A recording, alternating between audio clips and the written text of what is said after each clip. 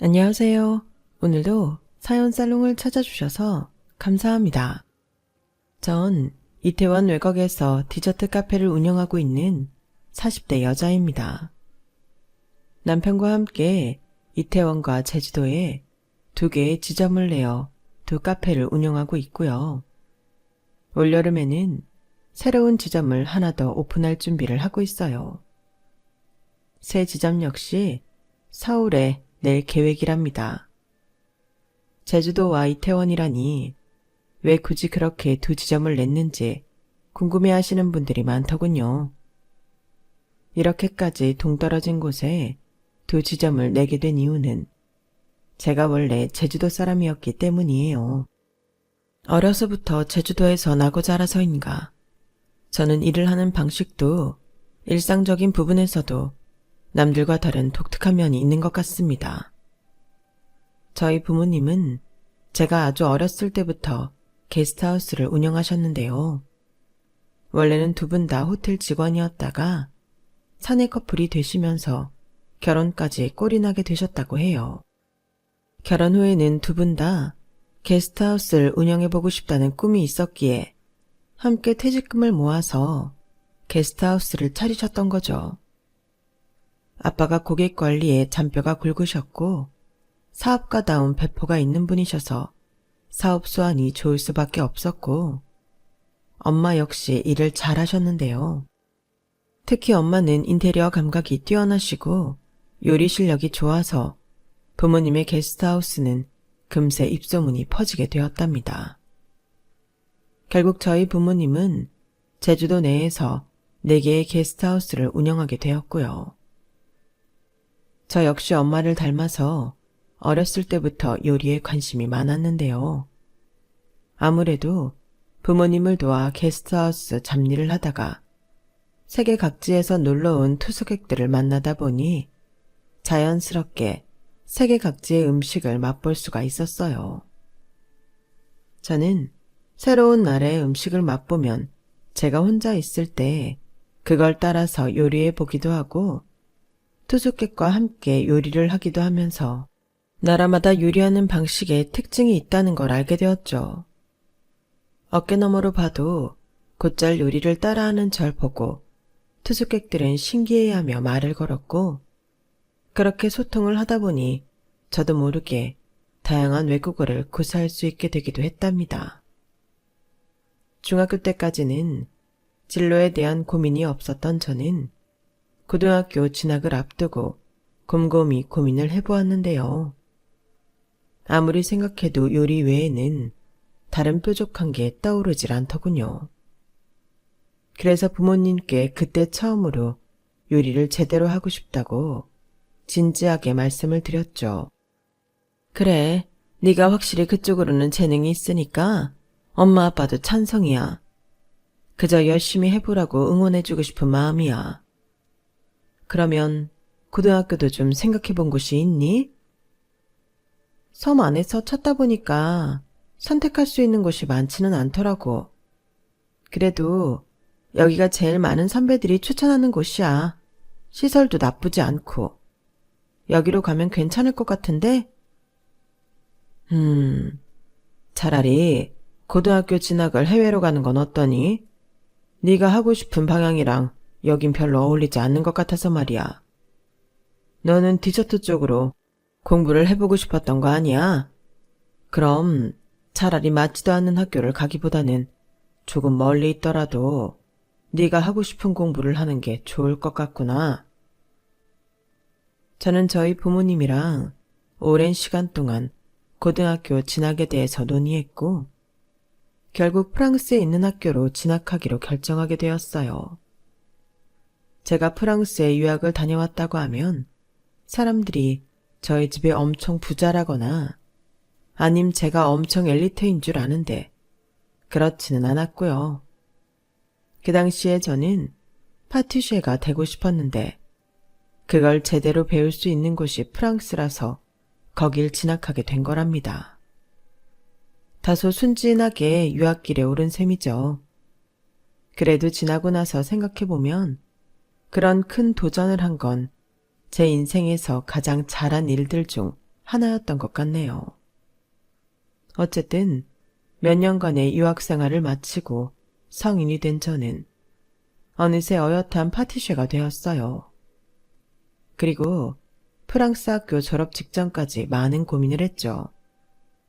당시 학교엔 저 말고 아시아인인 친구가 딱 4명 더 있었는데 그중 한 명만 저처럼 한국 사람이었어요. 그 친구는 고급 레스토랑이나 호텔로 취직을 해 셰프가 되려고 하는 꿈을 가지고 있었는데요. 또 다른 친구는 프랑스 내에서 개인 식당을 차리기를, 또 다른 친구는 고향으로 가기를 바란다고 하는 거였어요. 저는 무엇이 제 커리어에 도움이 될까 고민을 많이 하다가 한국으로 다시 돌아오기로 마음을 먹었답니다. 프랑스 생활이 치열했던 만큼 정도 많이 들었지만 저는 부모님이 계신 한국에 지내고 싶은 마음이 컸고 또 다른 친구들처럼 명망 있는 셰프가 되고 싶다는 야망도 없었거든요. 대신 저는 저만의 아기자기한 카페를 만들고 싶다는 생각이 컸어요. 아마 제가 저희 엄마를 많이 닮아서 그랬나 봅니다. 저만의 공간을 꾸미고 저만의 메뉴를 개발하는 것에 마음이 갔던 것을 보면요. 그래서 저는 길었던 파리에서의 생활을 마치고 한국으로 돌아오게 되었죠. 한국으로 돌아온 뒤로 저는 한동안 부모님의 게스트하우스 일을 도우며 메뉴 개발에 힘썼습니다. 게스트하우스에 오가는 외국인들은 전보다도 더 다양해졌고 어렸을 때보다 더 외국어에 능통하게 된 저는 더 활발하게 그들과 소통할 수 있었어요.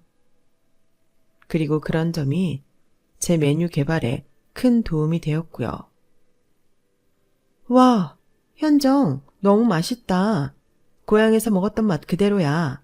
입에서 살살 녹아. 그래? 네가 알려준 레시피를 조금 참고해봤어. 실제로 너희 나라에서도 디저트로 많이 먹어? 당연하지. 엄마가 해주신 그 맛이야. 이거 내 개인 카페에서 메뉴를 선보여도 괜찮을까? 외국 손님들이 좋아할 것 같아? 유럽인들이라면 누구나 좋아할 거야. 내가 장담해. 제가 직접 만든 메뉴들을 투숙객한테 나눠주며 의견을 물어보았는데 확실히 다양한 의견을 폭넓게 들을 수 있어 좋더군요. 저는 그 중에서 특히나 반응이 좋았던 메뉴들을 추려서 전체적인 컨셉을 만들었고 그걸 토대로 부모님의 게스트하우스 근처에 작은 디저트 카페를 차리게 되었어요. 인테리어 하나하나 제 손으로 직접 꾸민 저만의 카페를요. 디저트 카페를 차리려면 아무래도 음료 메뉴가 빠질 수가 없는데 저는 커피를 내리는 건 잘하지 못했기 때문에 전문 바리스타를 따로 구하기로 했죠. 그러다가 만나게 된 바리스타가 바로 지금의 제 남편이었어요.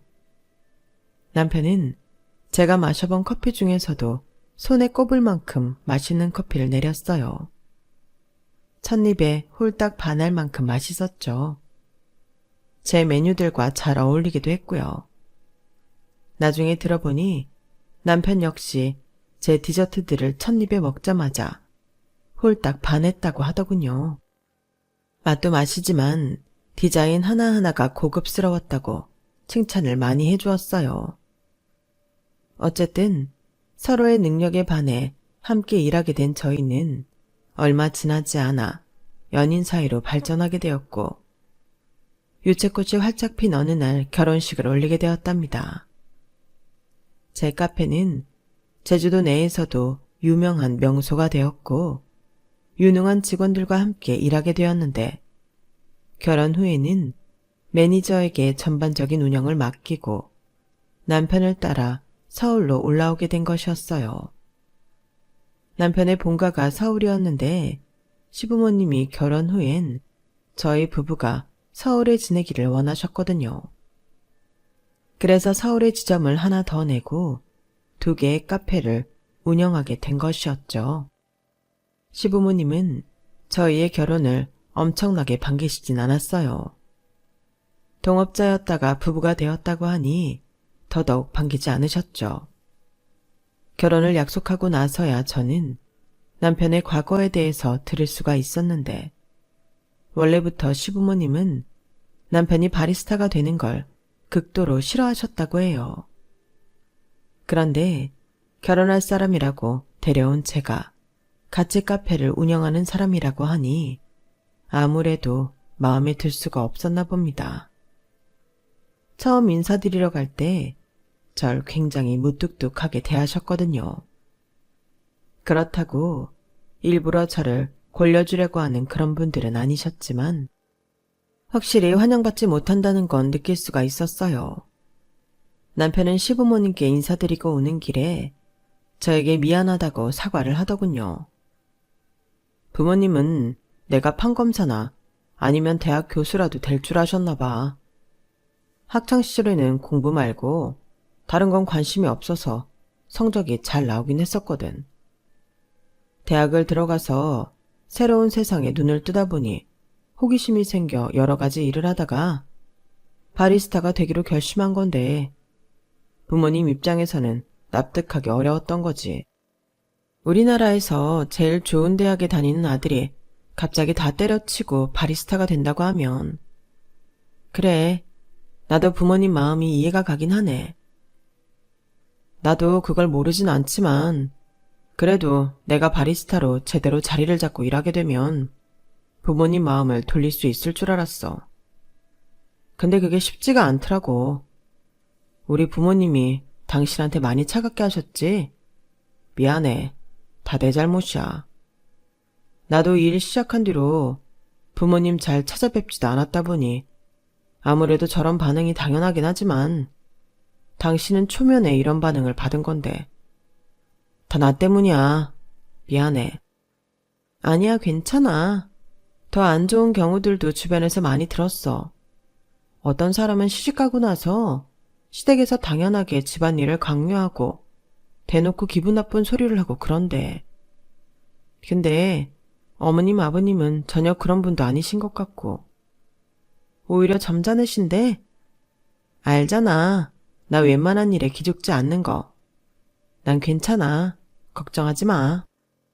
그래도 난 당신이 이런 취급 받은 사람 아니라는 거 잘 아니까. 내가 앞으로 더 잘할게. 남편에게 한 말은 진심이었어요. 제가 무던한 성격이라서 그런지 대놓고 절 원망하지도 않으시고 그저 좀 과묵하게 있다 가신 걸로 시부모님이 안 좋아 보이진 않더군요. 전혀 타격이 없었습니다. 그래서 상견례도 그대로 진행을 했고 저희 부모님 역시 사돈댁이 점잖고 괜찮은 분들 같다고 하셨고요.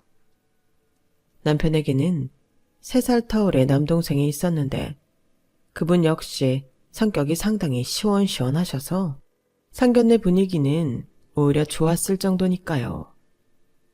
남편의 걱정과는 다르게 저는 결혼 준비하면서 상의해야 하는 부분이 있으면 거리낌 없이 시부모님과 연락을 하기도 했고 시부모님도 굳이 불편한 티를 내시진 않으셨습니다. 대화를 계속 나누다 보니 점점 서로 편해지기도 했죠. 저는 결혼식을 올린 후에도 시부모님과 연락할 일이 있으면 거리낌 없이 연락을 했어요. 자주 소통을 하다 보니 제가 알게 된 것은 시부모님이 겉으로는 무뚝뚝한 면이 있을지언정 속정이 정말 깊은 분들이라는 것이었어요. 몇 번 저희 카페에 오셔서 남편이 내린 커피 맛도 보고 제가 만든 메뉴들도 맛보시더니 저희의 실력만큼은 제대로 인정을 해주셨고요. 카페 안에 사람들이 북적한 것을 보고 저에게 야무진 면이 있어서인지 사업을 잘한다며 덤덤하게 칭찬도 해주셨죠. 시부모님이 좋아하시는 것 같아서 찾아뵐 때마다 커피와 디저트를 챙겨드리니 제 손에도 창거리며 이것저것 쥐어주시곤 하셨답니다. 시부모님은 그렇다고 엄청나게 가깝게 지내시지도 않았고 TV에서 보는 시부모님들처럼 저희에게 자주 찾아오라고 강요하시지도 않았어요. 서로 적당한 거리를 두며 왕래를 했는데 저는 오히려 그런 관계가 너무 편했죠. 그렇게 2년이라는 시간이 눈 깜짝할 새에 흘러갔고 저희는 당시 3호점을 낼지 말지 고민을 하고 있었는데요. 바로 그때 저희 시댁에 놀라운 소식이 들려오게 된 것이었어요. 결혼 3주년이 다가오던 어느 날 시댁 식구들이 다 모인 자리에서 도련님은 깜짝 발표를 했습니다. 약 1년간 교제하던 여자친구랑 결혼을 약속했다는 것이었죠. 결혼 전 도련님을 뵌 적은 많이 없었는데 무역회사에 다니던 도련님은 한국에 붙어있는 날이 별로 없을 정도로 해외 출장이 잦았기 때문이었어요. 돈은 잘 벌지만 저렇게 바빠서 연애를 할 시간도 없겠다 싶었는데 여자친구가 무려 국제 변호사라고 하더군요. 그 말에 무뚝뚝하던 시부모님도 반색을 할 수밖에 없었답니다. 어머, 국제 변호사라고?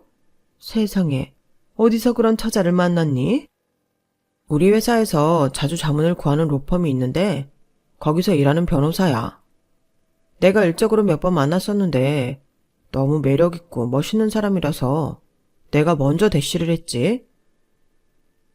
그럼 한국에 있는 거야? 미국에 있는 거야? 어디 로펌을 말하는 거니? 그 사람은 미국에 살아. 그 사람 어렸을 때 가족들이랑 전부 미국으로 넘어가서 거기서 아예 살고 있대. 결혼하고 나서는 한국으로 들어온대? 그럼 한국에 들어와야지. 한국 지사로 발령 신청도 했어.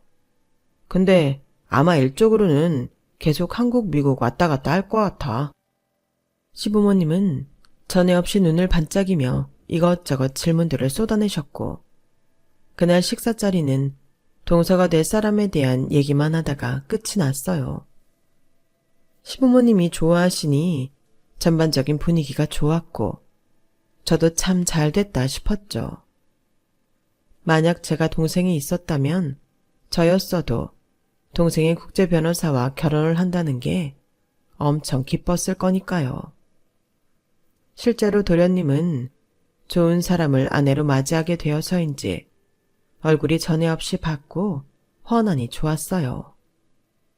다만 도련님도 예비 동서도 결혼식 전에는 한국에 계속 붙어있기가 여의치 않아서 지속적으로 결혼 준비를 하기가 마땅치 않아 애를 먹고 있다고 하더군요. 사돈 되실 분들도 미국에 사시니 도움을 줄 수가 없어 어쩔 수 없이 한국에 있는 시부모님이 틈틈이 결혼 준비를 도와주시게 되었죠.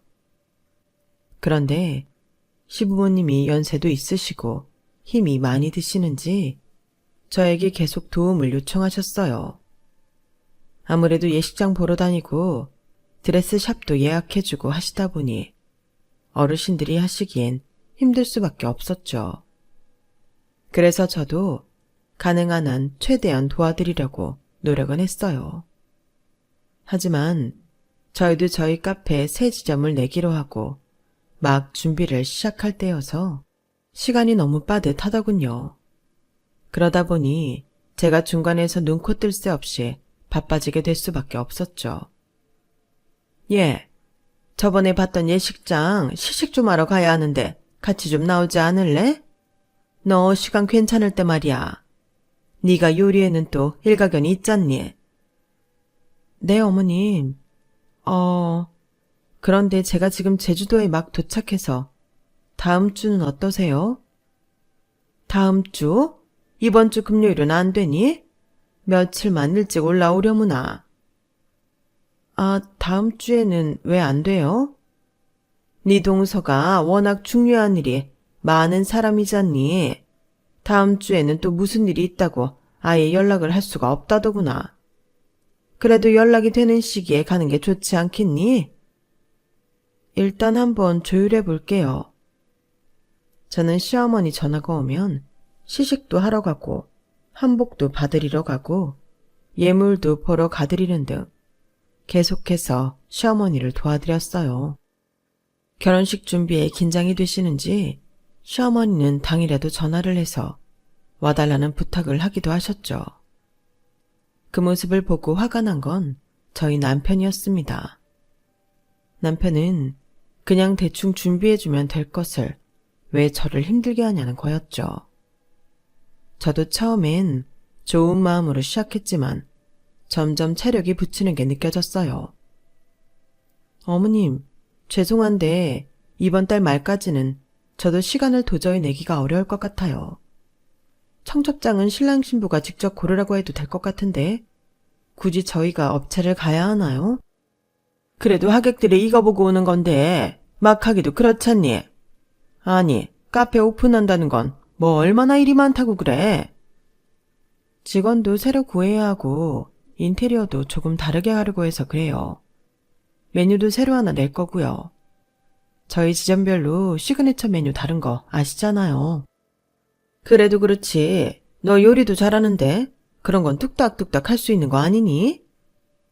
신랑 신부가 인터넷으로 충분히 할 수 있는 부분이라 말씀드린 거예요, 어머님. 그럼 네가 직접 말해보렴. 나야 다 늙어서 인터넷 그런 건 모르겠고. 둘째 아가가 스튜디오도 새로 알아봐달라고 하더구나. 그것도 얘기해보렴. 시어머니는 저희 카페에 대해 함부로 말씀을 하시면서 저한테 동서 전화번호를 넘기시더군요. 카페 하나 내려면 장소 잡는 것부터 신경 써야 할 게 한두 개가 아닌데 남일이라고 너무 쉽게 말씀하시니 기분이 안 상할 수가 없었어요. 그런 와중에 신랑 신부가 사진까지 찍겠다며 스튜디오를 잡아달라는 소리를 했다고 하니 저도 살짝 욱하는 마음으로 연락을 하게 되었죠. 그때 처음으로 동서랑 대화를 하게 되었어요. 안녕하세요, 제시카. 나 형님 되는 사람이에요. 아, 안녕하세요. 태진 씨 형의 와이프, 맞죠? 맞아요. 얼굴 보고 인사를 제대로 아직 못했네. 다음에 한국 오면 인사해요. 일단 말은 편하게 할게요. 아, 네네. 다음에 인사드리러 갈게요. 근데 동서, 어머님께 스튜디오를 잡아달라고 했다면서? 스튜디오는 대부분 SNS 살펴보면 홍보물이 잘 나와 있어. 그건 동서가 인터넷으로 보고 마음에 드는 곳 예약하면 될 것 같아. 한국에서 우리가 스튜디오까지 알아봐주기엔 아무래도 무리야. 그럼 인터넷 보고 봐주시면 안 돼요? 저희가 계속 일이 바빠서요. 우리도 지금 카페 지점을 하나 더 낼 준비를 하느라 많이 바빠서 그래. 동서 본인 결혼식이잖아. 스스로 할 수 있는 부분은 좀 직접 해줬으면 해. 매번 어머님 통해서 이것저것 요구하는 게 많던데 들어보면 직접 할 만한 것들도 많은 것 같아서 그래. 직접 하기 어려우니까 부탁한 건데요. 그래서 방법을 알려주잖아. 서치를 해보라고. 예식장이랑 드레스 피팅샵은 다 준비했어. 이 정도 했으니까 나머지는 한국 와서 천천히 해봐. 알았어요. 동서는 퉁명스러운 목소리로 알았다더니 전화를 끊어버리더군요. 솔직히 전화를 끊어버리는 소리를 듣고 그때부터 동서가 마음에 들지 않았던 건 사실이었습니다. 뭐 이런 애가 다 있지 싶었네요. 그때까지 저는 동서 얼굴도 못 보고 시녀처럼 결혼식 준비를 해주고 있었는데 말이에요. 동서와 서방님이 한국에 몇 번 오긴 했지만 시부모님께만 인사를 드리고 또 일에 매진했거든요. 서방님도 그 부분을 아쉬워하긴 했지만 워낙 바쁘시니 이해해드리고 있던 참이었는데 동서의 그런 매너 없는 행동에 감정이 상했던 건 어쩔 수가 없었죠. 그런 와중에 남편을 통해 알게 된 사실이 있는데 시부모님이 도련님의 결혼식에 5천만 원을 지원해주기도 했다는 거였어요. 도련님이 돈을 잘 버는 편인데도 말이에요. 저는 그 사실을 알고 조금 기분이 묘하긴 했어요. 저희가 결혼할 때는 시부모님께 하나도 지원을 받지 못했었거든요. 원래는 좋은 마음으로 결혼식을 돕고 있었는데 동서와의 통화도 안 좋았고 저도 몸이 힘들다 보니 그게 그렇게 좋게 들리지가 않았어요. 하지만 제가 그걸 가지고 뭐라고 말하는 것도 웃기는 일이니 저는 아무렇지 않은 척하고 있었는데 남편이 제 눈치를 보더라고요. 당신 서운해? 미안해. 사실 이게 다 나 때문이야. 내가 당신한테 앞으로 더 잘할게. 아니야. 우리는 제주도에서 결혼식 올려서 싸고 예쁘게 잘했는걸. 사실 우리도 돈 못 버는 거 아니라서 그런 금액을 굳이 받지 않아도 됐었잖아. 그래도 대우가 동등하지 않으니까 인간적으로 기분이 나쁠 수는 있지. 게다가 당신은 걔네 남의 결혼식 준비해준답시고 힘쓰고 있는데 말이야. 내가 태진이한테 연락해서 이제 그만 부려먹으라고 할게. 이것도 미리 말했어야 했는데. 아니야, 고마워. 이제라도 그렇게 말해줘서.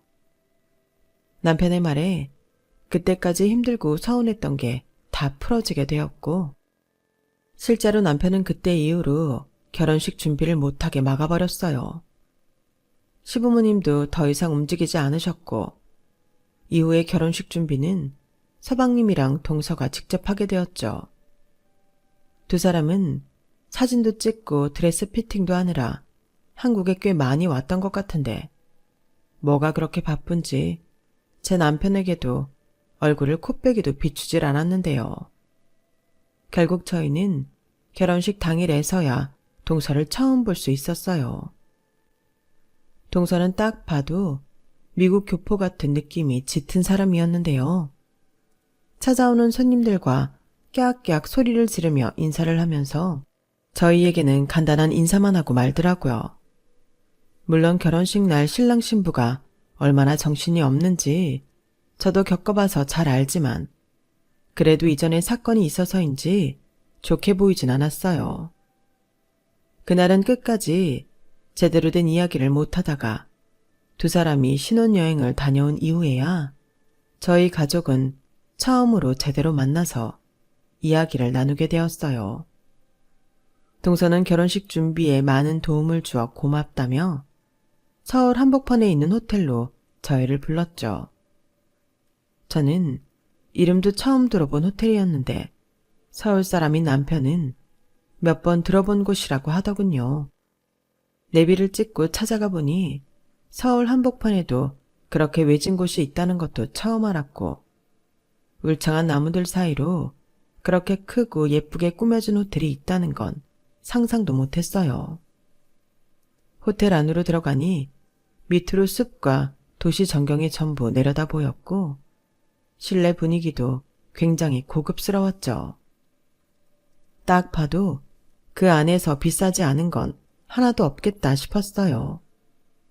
서방님 이름으로 예약된 곳을 들어가니 그곳을 프라이빗 다이닝룸으로 아예 저희 가족만 오붓하게 식사를 즐길 수 있는 공간이 따로 마련되어 있었죠.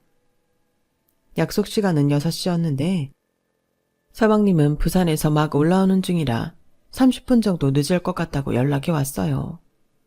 정말 미안하다며 저희 먼저 식사를 하라길래 일단 알겠다고 조심히 오시라고 답장을 드렸죠.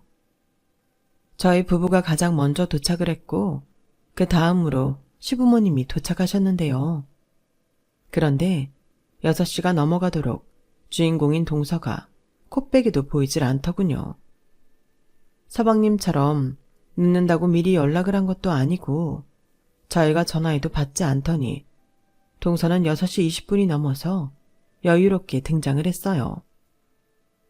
어머, 먼저 와 계셨네요. 여기 오시면서 경치 보셨어요? 너무 예쁘죠? 아주 당당하게 늦어서 미안하다는 말 한마디를 않고 인사를 하더군요. 시부모님은 말은 안 하셨지만 상당히 언짢아 하시는 게 느껴졌죠. 저 역시 그런 동서가 곱게 보일 리가 없었고요. 그런데도 동서는 다른 사람들 안색은 살피지도 않고 자기 말만 떠들어댔죠. 여기 호텔이 확실히 비싼 만큼 값을 하더라고요. 좀 외지지만 이런저런 사람들 북적이는 것보다 낫잖아요. 그래서 여기로 예약을 했어요. 음식도 되게 많이 좋아요. 요즘 사람들 너도 나도 가서 돈 꽤나 쓴 줄 아는 그런 격떨어지는 호텔들이랑은 차원이 다르더라고요. 그러면서 갑자기 영어로 저는 솔직히 그런 사람들 보면 너무 웃겨서 물론 모든 사람들이 저희처럼 고급진 음식을 먹을 수는 없겠지만 그렇다고 서민이 갑부행세하는 건 모양새가 웃기잖아요? 안 그래요? 이런 소리를 하는 겁니다. 물론 저야 자연스럽게 그 말을 다 알아들었지만 시부모님은 제대로 알아듣지를 못해서 아무 말도 못하고 계셨어요. 해외 거주 경험은 없지만 학창시절 공부를 잘했던 남편도 어느 정도는 알아들은 것 같았고 표정이 썩어가더군요. 동서는 상상했던 것보다 훨씬 개념이 없는 사람이었어요. 아무도 동서의 말에 이렇다 할 반응을 안 하니까 계속해서 자기 말만 늘어놓았죠. 잠시 뒤 급하게 들어온 서방님 덕분에 흐름이 끊겼는데 그 순간엔 얼마나 다행이었는지 모릅니다. 죄송해요. 너무 오래 기다리셨죠? 먼저 식사하시지. 오시는데 불편하진 않으셨어요? 네 형이랑 형수가 고생 좀 했지. 우리야 집에서 쉬다가 나오면 되니 별 힘든 건 없었다. 아우 죄송해요. 식사를 좋은 걸 대접하려고 한다는 게. 여기 저희 처음 연애할 때 한번 와봤던 곳인데 음식도 괜찮고 무엇보다 분위기가 좋더라고요. 형수 입에도 잘 맞았으면 좋겠네요. 결혼식 준비 형수가 많이 도와줬다고 들었어요. 너무 감사해요. 저희가 미리 인사드렸어야 했는데 이렇게 늦어져서 죄송합니다. 아니에요. 서방님도 동서도 일부러 그런 것도 아니고 일 때문에 어쩔 수 없으셨잖아요. 그렇게 분위기가 환기되고 식사를 시작하니 다들 음식을 잘 먹을 수 있었죠. 그렇지 않았으면 아무리 좋은 음식이라도 딱딱한 돌 씹는 것처럼 맛이 없었을 게 뻔했거든요. 음식은 대체적으로 맛있긴 했는데 몇몇 재료가 냉동되었다 나온 티가 나더군요. 제가 개인적으로 먹기 거북해하는 향이 아주 얕게 있어서 그런 메뉴들은 많이 남기게 되었어요. 그때 조금 잠잠해지나 싶었던 동서가 또다시 말을 꺼내기 시작했죠. 형님, 형님이라고 부르는 거죠. 근데 형님은 음식이 입에 잘 안 맞으세요? 아니, 잘 맞아. 메인 요리가 너무 맛있는 것 같은데? 그러자 동서는 또 영어로 그럼 다행이고요. 난 또 형님이 편식하시는 줄 몰랐네요. 입맛에 맞는 거 위주로 많이 드세요. 라고 얘기하더군요. 내용 자체가 나쁜 말은 아니었지만 묘하게 거슬리긴 했습니다. 다짜고짜 편식을 한다고 몰아가는 것 같았거든요. 하지만 문제는 계속해서 영어를 쓴다는 거였는데 시부모님은 그때쯤 되니 대놓고 불편한 티를 내셨고 보다 못한 남편이 동서에게 한 소리를 하게 되었어요. 재수씨, 어른들 계신 자리에서는 웬만하면 한국말로 얘기해요. 한국말 잘만 사용하더만 왜 자꾸 영어를 섞어서 말하는지 모르겠네. 그래 여보, 당신도 이제 한국말로만 대화하는 습관을 좀 들여. 어차피 회사에서도 그래야 하잖아. 회사에서 받는 스트레스를 왜 가족이랑 있을 때도 받아야 해? 그 말에 남편도 서방님도 말문이 막힌 듯 했고 결국 제가 나설 수밖에 없었죠. 동서, 어머님 아버님은 동서가 그렇게 빠른 영어로 말하면 듣기 어려우셔. 나랑 남편도 마찬가지고 굳이 할 필요 없는 말을 하면서 영어를 쓸 필요는 없잖아. 가족들 다 같이 모인 자리인데. 동서도 동서 말만 하지 말고 다른 사람들 말 들으면서 소통하면 굳이 영어를 쓰지 않아도 될 거야. 어른들 앞에서는 지나치게 자기 말만 하는 것도 예의에 어긋나. 제 말에 동서는 어이가 없다는 듯이 수저를 탁 내려놓으며 볼멘 소리를 했어요. 다들 이상하시네요. 그럼 아무도 제 말을 못 알아듣는다는 말이에요? 여기 영어 하는 사람 아무도 없어요? 이 정도 쉬운 영어도 못 알아들으면서 어떻게 부자는 됐어요? 결혼하기 전에는 알아듣는 척 하시더니 왜 이제 와서 말을 바꾸는 거예요? 영어가 쉽고 어렵고의 문제가 아니라 듣는 사람을 배려해서 말 안 하는 소리를 한 거야. 동서가 너무 막말을 하니 순간적으로 저도 욱해서 말을 하게 되었는데 시어머니가 한 손으로 저를 제지하며 말씀을 하셨어요. 전에는 우리도 너를 처음 보는 거니까 최대한 맞춰주려고 말을 아꼈다. 네 형님 말이 맞아. 우리는 너를 그렇게 배려하려고 한 건데 너는 지금 전혀 배려 없이 말을 하고 있지 않니? 자유로운 건 좋지만 가족들 다 모인 자리에서는 너도 소통에 집중을 하려무나. 너 혼자만 말하면 그게 무슨 대화니? 안 그래? 시어머니의 말에 동서는 말문이 막혔는지 입을 삐죽하게 내밀고서는 입을 다물어 버리더군요. 그 모습에 서방님은 더 안색이 안 좋아져서는 저희 눈치를 봤어요. 딱 봐도 진땀을 빼시는 게 보여서 저도 다른 가족들도 더 이상 말을 꺼내지 않았죠. 그렇게 조용히 남은 식사를 하고 가면 될 것을. 동서는 기어이 한 번 더 미운 짓을 하더군요. 제가 조금 전에 한 소리 했다고 저한테만 시비를 거는 듯한 느낌이었어요. 근데 형님은 아까부터 왜 자꾸 음식들을 남기는 거예요? 사주는 사람 성의도 생각 안 하고? 내 입맛에는 안 맞아서 그래. 성의는 고맙지만 그렇다고 내가 억지로 음식을 먹어야 하는 건 아니잖아. 여기 셰프가 이 분야에서는 알아주는 사람이에요. 요리 하나하나가 다 엄청 비싼 건데. 형님이 이런 거 처음 드셔보시나 보다. 그쵸? 첫째 아가가 요리하는 건 몰랐니? 얘가 다른 것도 야무지게 잘하지만 그 중에서도 요리는 누구한테도 지지 않을 만큼 잘하는 애다. 그렇지 않더라도 사람마다 입맛이라는 게 다를 수 있는 건데 왜 그걸 가지고 딴지를 거니? 옆에 있던 시어머니가 동서의 말에 곧바로 제 편을 들어주셨어요. 시부모님은 두 분 다 이미 동서에게는 애정이 팍 식은 상태였기 때문에 시아버지도 얼른 시어머니의 말에 맞는 말이라며 동조를 해주셨고요. 그런데 동서가 갑자기 돌발 행동을 하더군요. 밖에 있는 직원한테 가더니 여기 셰프님 좀 나오라 그래요. 음식이 비싼 값을 못하는 것 같으니. 이딴 소리를 하는 겁니다. 맥락에도 맞지 않는 진상을 피우자 시부모님이 드디어 뚜껑이 열리셔서 한 소리 크게 하셨어요. 다른 가족들 역시 마찬가지였고요. 너 지금 뭐 하는 거니? 셰프를 불러온다 한들 무슨 대화를 나누라는 거야? 개념 없는 짓 그만하고 얼른 오지 말라고 다시 말해라. 당신 대체 뭐 하는 거야? 왜 자꾸 쓸데없는 짓을 해? 얼른 직원분 다시 오시라고 해. 아니 뭐가 문제야? 우리가 낸 돈이 얼만데. 당연히 이 정도 컴플레인은 할 수 있는 거 아니야? 형님이 셰프 얼굴 보고 직접 말을 하세요. 뭐가 그렇게 못마땅하신지. 보자 하니까 아주 시건방에 하늘 높은 줄 모르는구나. 어디 집안 막내로 들어와서 네 형님한테 이렇게 경우 없이 굴어. 문화 차이가 아니라 그냥 심보가 고약하기 짝이 없구나.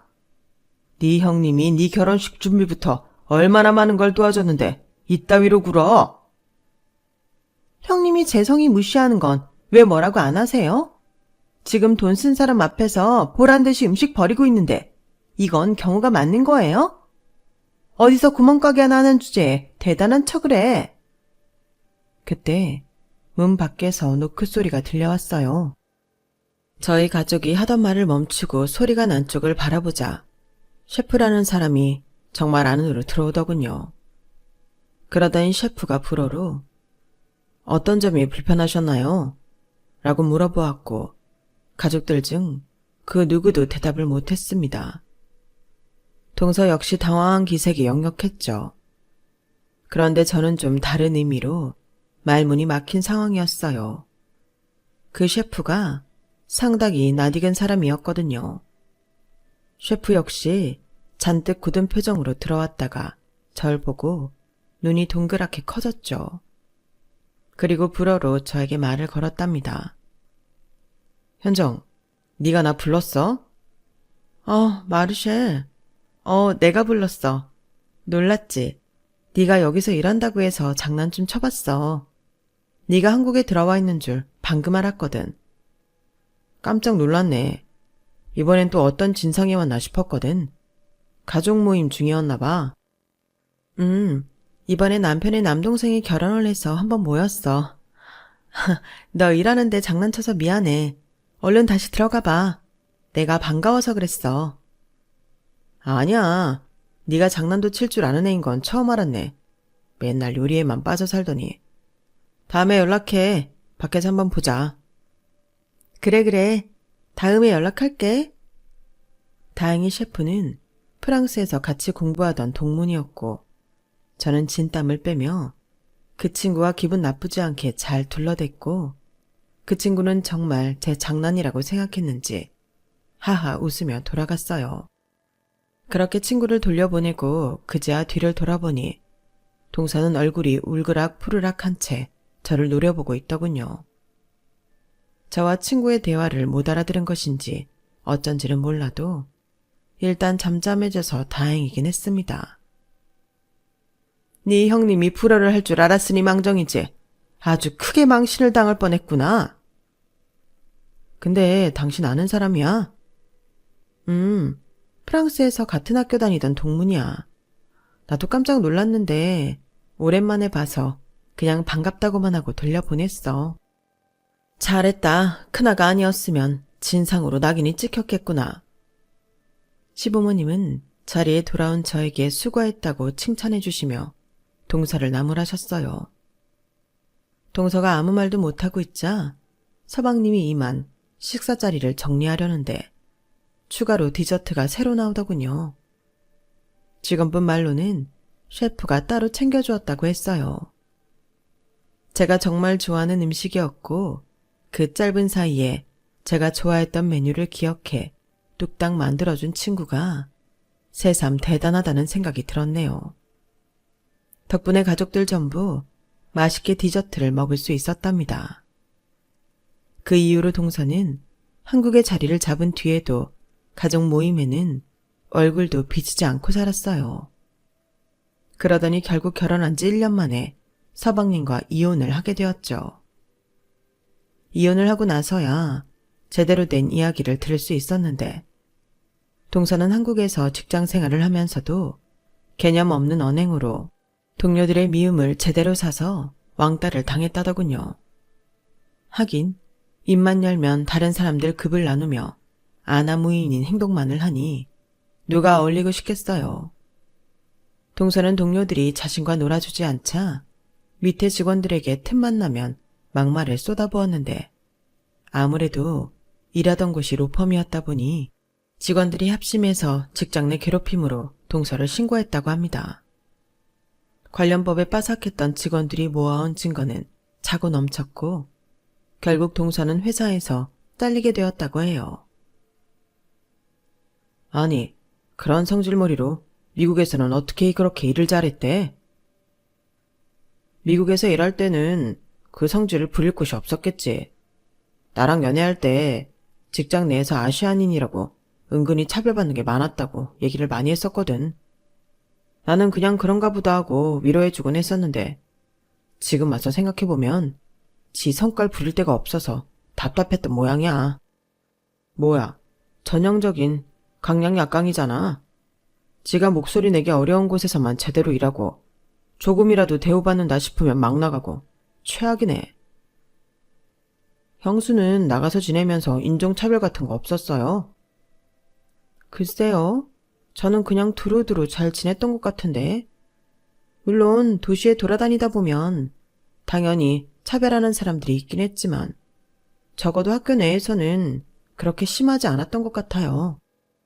다 자업자득이다. 아가 너는 일도 똑부러지게 하고 성품도 좋으니 못된 것들이 흠을 내려고 해도 낼 수가 없었겠지. 그 애는 지 성질 못 이기고 지 무덤을 더 팠을 게야. 안 봐도 아주 훤하다 훤해. 서방님은 동서와의 관계를 완전히 정리한 후에야 그간의 일을 들려주었고 그 이후로는 전보다 더 가족들과 자주 만나며 시간을 보내고 있어요.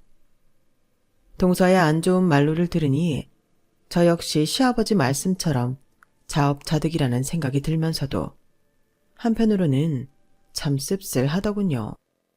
법을 공부한 사람이라 머리가 나쁜 사람이 아닐 텐데 심보가 고약해 그 좋은 머리를 미련하게만 쓰고 있는 것 같았어요. 그런 사람을 한번 겪고 나니 앞으로 더더욱 마음을 곧게 써야겠다는 생각이 강하게 들게 되었네요. 시부모님과는 그 사건 이후로 변함없이 잘 지내고 있어요. 동서의 결혼식 준비에 제가 고생했던 게 마음에 내심 걸리셨었는지 시부모님은 저희가 새 지점을 오픈하는 걸 물심양면으로 도와주셨어요. 저희가 괜찮다고 해도 일하고 있을 때 도시락도 보내주시고 지난 연초 명절에도 굳이 힘들게 오지 말라고 편하게 대해주셨고요. 솔직히 한창 동서 결혼식 문제로 힘들 때 시부모님께 약간 서운했던 부분이 없지 않았지만 이제는 모든 마음이 잘 풀리게 되었답니다. 앞으로 시댁 식구들과는 지금처럼 계속 화목하게 잘 지낼 수 있을 것 같아요. 지금까지 저의 긴 이야기를 들어주셔서 감사드립니다. 여러분은 앞으로 심성이 좋은 사람들이랑만 인연이 닿게 되길 기도할게요. 저는 동서였던 그 여자를 반면교사 삼아 앞으로 더 선한 사람이 되도록 노력하며 살아가겠습니다. 여러분, 사연 댓글에 응원과 현명한 조언 부탁드려요. 좋아요와 구독은 저에게 큰 힘이 됩니다. 오늘도 좋은 일 가득하세요.